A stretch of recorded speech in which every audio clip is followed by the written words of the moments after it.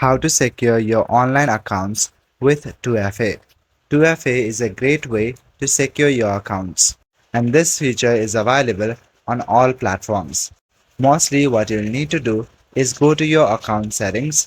In your account settings, if you scroll down, then you will see the option for authentication. As you can see right here on Discord, there's the authentication section.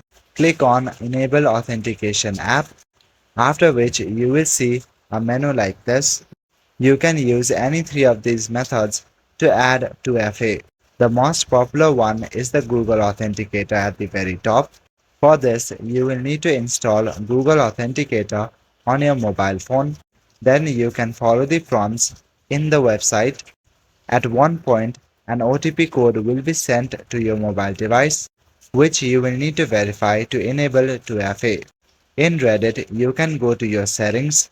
In your settings at the very top, you will see different sections. Click on the first one, Account. Now if you scroll down, then there's a section called Account Authorization. Under that, there's the option of two-factor authentication. Click on the switch icon to enable the option. That's all for today. Thank you.